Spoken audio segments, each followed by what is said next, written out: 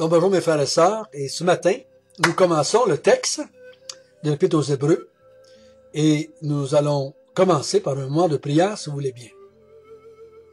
Notre Père du ciel, nous allons voir ce matin le grand privilège que les êtres humains ont, que tu as bien voulu nous parler. Tu as bien voulu nous visiter afin de te révéler. Parce qu'aucun être humain n'aurait pu imaginer le Dieu que tu es. Nous n'aurions pas pu concevoir un tel Dieu. Quand nous te comparons avec l'invention des hommes, des dieux qu'ils ont faits, ils sont à des années-lumière de ta grandeur, de ta divinité, de ta supériorité, de ton intelligence. L'homme ne peut pas aller plus loin que sa capacité de concevoir. Mais toi, tu es au-delà de toute conception humaine. Mais tu as bien voulu nous parler pour te révéler à nous. Et quand Dieu, tu te révèles à nous, nous adorons et nous te louons. Guide-nous ce matin, au nom de Jésus. Amen. Si vous voulez bien, nous allons commencer par la lecture du texte de ce matin, chapitre 1, verset 1. Après avoir autrefois, à plusieurs reprises et de plusieurs manières, parlé à nos pères par les prophètes, Dieu, dans ces derniers temps, nous a parlé par le Fils. Il l'a établi héritier de toutes choses. Par lui, il a aussi créé l'univers. Le Fils est le reflet de sa gloire et l'empreinte de sa personne. Et il soutient toutes choses par sa parole puissante. Il a fait la purification des péchés et s'est assis à la droite de la majesté divine dans les lieux très hauts. Il est devenu d'autant supérieur aux anges qu'il a hérité d'un nom plus excellent que le leur.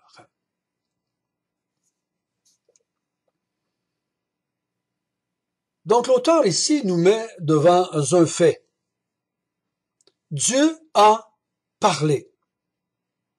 Souvent, les gens vont nous dire que si on savait, il y a personne qui était là au bord, qui est venu nous parler, il y a personne qui est revenu d'entre les morts pour nous dire comment ça se passait.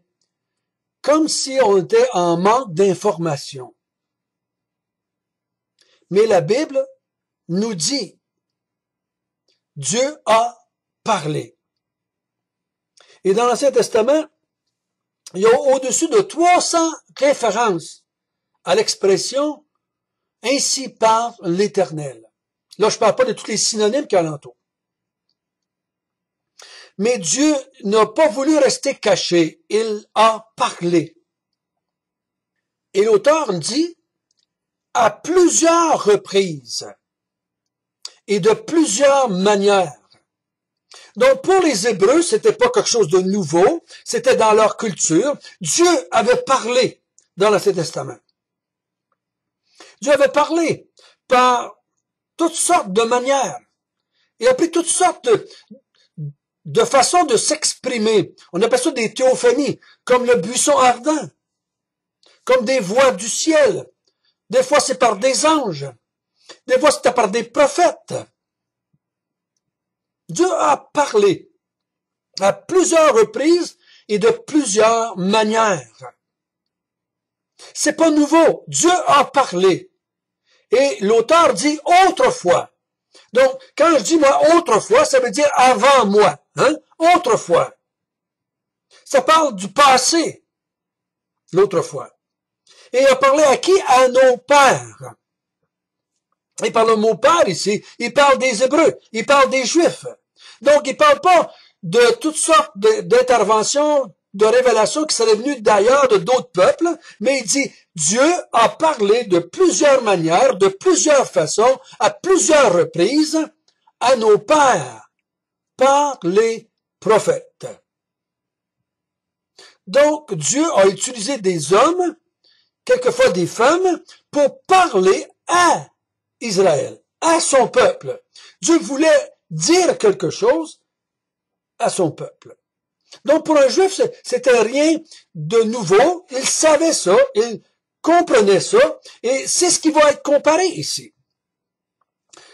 Tout le long de l'épître, il va y avoir cette comparaison entre l'autrefois et maintenant.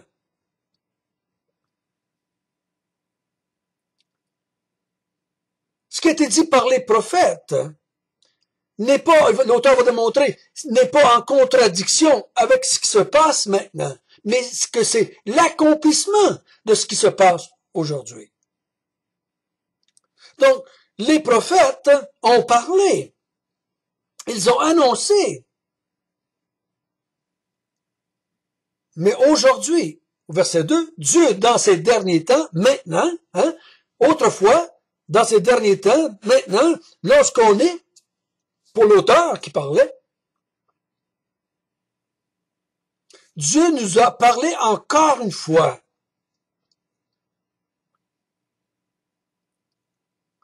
Par le Fils. Il n'a pas parlé à tout le monde, il nous a parlé. Par le Fils. Et je crois que l'auteur ici fait référence au peuple d'Israël, qui était là à ce moment-là quand Jésus est venu. Israël a été le canal par lequel Dieu a passé pour parler.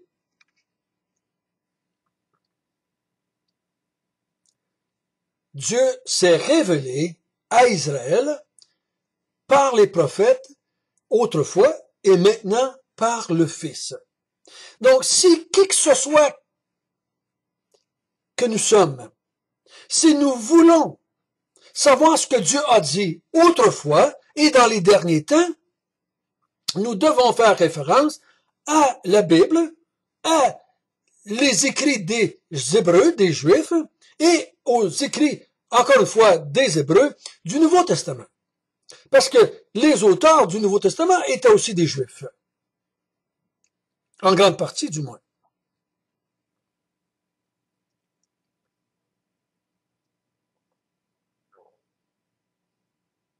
Donc, le Fils est le dernier à nous avoir parlé et il n'y en aura pas d'autres révélations. Les derniers temps, ici, c'est l'expression dans le Nouveau Testament qui parle de la dernière étape avant la fin des temps.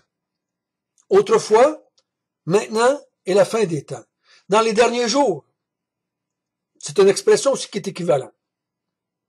Donc Dieu a parlé par le Fils.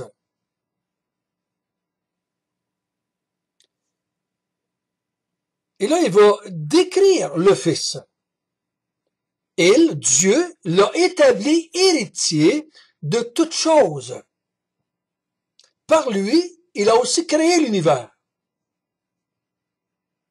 Il est héritier de toutes choses. Le mot héritier ici, c'est...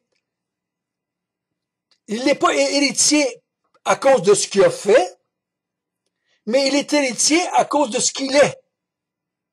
Moi, j'ai hérité de mes parents, non pas à cause que j'ai fait quelque chose, mais parce que je suis leur enfant.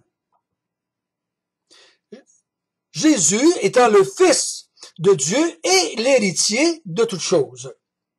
De par sa nature, égale au Père, de par sa nature divine, étant Fils de Dieu, il est l'héritier de toutes choses. Et toutes choses ont été faites par lui. Et par lui, il a aussi créé l'univers. Tout ce qui a été créé par le Fils. Il n'y a rien, l'apôtre Jean dit, il n'y a rien qui a été créé qui n'a pas été créé par lui. Et tout ce qui a été créé par lui. Donc, Jésus, le Fils et le Père sont en dehors de la création. Ils ne peuvent pas s'être auto-créés. Ils ont toujours été là, ils ont créé toutes choses. Et au verset 3, il dit que le Fils est le reflet de sa gloire, l'empreinte de sa personne. Donc, si je regarde une empreinte, j'ai l'image de mon doigt. Hein? Si c'est une empreinte digitale, j'ai l'image de mon doigt. Si c'est une empreinte de pied, ben j'ai une image de mon pied. L'empreinte reflète exactement mon pied. Et ici, le reflet de la gloire, c'est-à-dire que c'est comme un miroir. Si je me regarde dans un miroir, je me vois. Si je regarde Jésus-Christ, je vois la gloire de Dieu. Si je regarde Jésus-Christ, je vois Dieu. C'est pour ça qu'il dit à Philippe, comme vous le savez, si tu m'as vu, tu as vu le Père.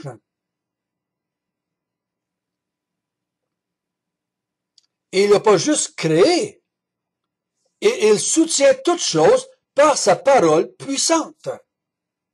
C'est Jésus-Christ, il soutient tout ce qu'il a créé. Il n'a pas créé puis partir, mais il a créé et maintenant il s'en occupe. Il soutient toutes choses par sa parole puissante.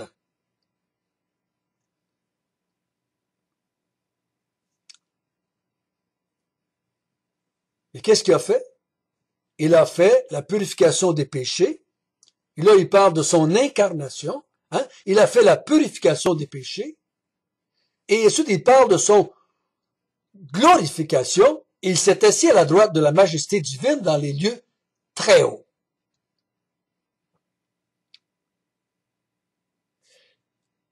Jésus, de par sa nature, est au-dessus de tout ce qui a été créé.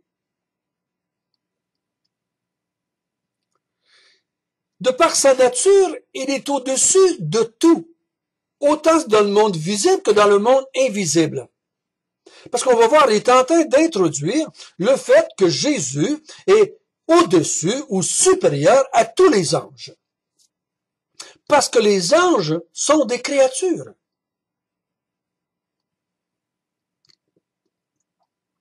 Les anges ne sont pas héritiers de toutes choses. Les anges ne sont pas des créateurs. Les anges ne sont pas l'empreinte et le reflet de la gloire de Dieu. Les anges ne soutiennent rien par leur parole. Les anges n'ont pas fait la purification des péchés. Ils ne sont pas assis à la droite de Dieu. C'est pour ça qu'il dit au verset 4, « Il est devenu d'autant supérieur aux anges qu'il a hérité d'un nom plus excellent que le leur. »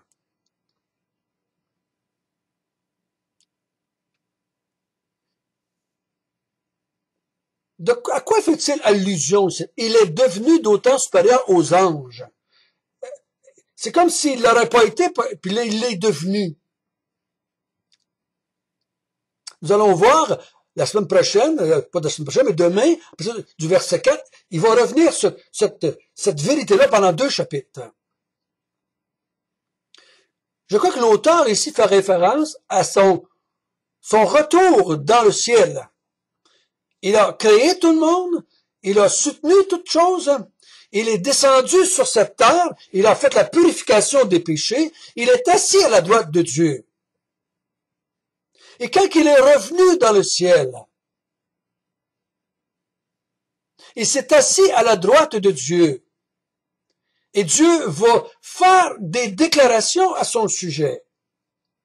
Il va déclarer des choses. À partir du verset 4 jusqu'au verset 14, il va dire des choses au Fils, quand le Fils revient de son séjour sur la terre pour avoir fait la purification des péchés, il va dire des choses qu'il n'a jamais dit et qu'il ne dira jamais à des anges.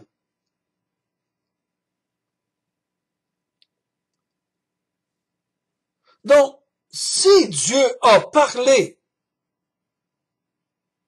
par des prophètes autrefois,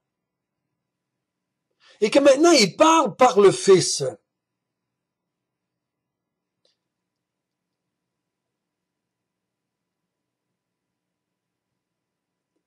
ça peut pas être moins important ce qu'il y a à dire. Ça peut pas être inférieur ce qu'il y a à dire. Si on donne plus d'importance aux paroles des prophètes et qu'on rejette ce que Jésus a dit ou a fait, on est dans une mauvaise position. Une position de condamnation et de perdition. Dieu nous a parlé par les prophètes de l'Ancienne Alliance. Et il nous a parlé quand le Fils est venu sur la terre pour faire la purification des péchés. Il nous a parlé par le Fils. Ce Fils qui est le créateur de toutes choses, ce Fils qui est héritier de toutes choses, ce Fils qui est l'empreinte et le reflet de la gloire de Dieu, ce Fils qui soutient toutes choses qu'il a créées dans l'univers.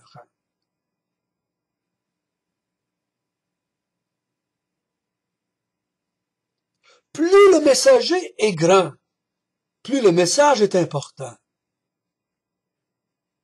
C'est pour ça, comme une histoire que Jésus avait dit, qu'il avait envoyé beaucoup de serviteurs pour amener un message aux vignerons de sa vigne. Il dit, mais finalement, je vais envoyer mon fils et ils l'écouteront parce que le fils était un messager beaucoup plus important qu'un serviteur. Donc, Dieu nous a parlé par le Fils et nous devons l'écouter. C'est à plusieurs reprises. Pendant que Jésus était sur la terre, Dieu a parlé du haut du ciel et dit, voici mon Fils, en qui j'ai mis toute mon affection. Écoutez-le. Écoutez-le.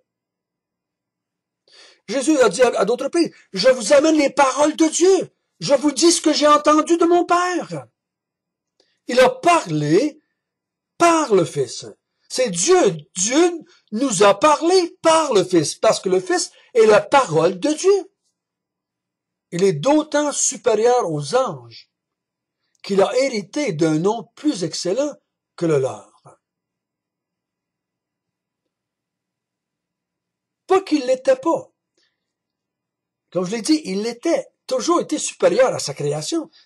Le Fils a créé toutes choses, donc il est supérieur à ce qu'il a créé. Il a créé les anges. Mais il est devenu d'autant supérieur quand il est revenu.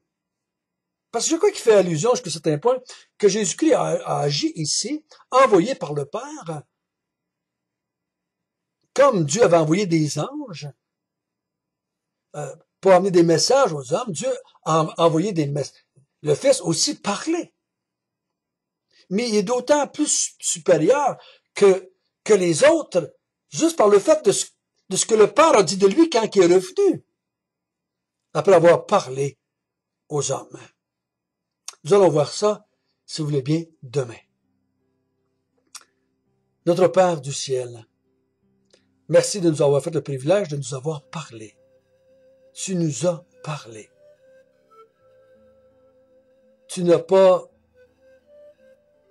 resté silencieux après la chute, après la rébellion, après l'affront que nous avons fait. Tu n'as pas cessé de parler, malgré que on a fait mourir les prophètes, on a rejeté ceux que tu as envoyés. Tu n'as pas cessé de parler. Tu as même tellement voulu nous dire que tu as envoyé ton Fils nous parler. Le Fils créateur, le Fils pourvoyeur, le Fils qui est l'empreinte de ta gloire et de ta majesté. Tu nous as parlé par lui. Seigneur, c'est lui que nous voulons écouter. Qu'a-t-il dit? Qu'a-t-il fait? Nous voulons, Seigneur, le connaître. Parce que c'est toi qui l'as envoyé. Et nous voulons nous attacher à ses paroles.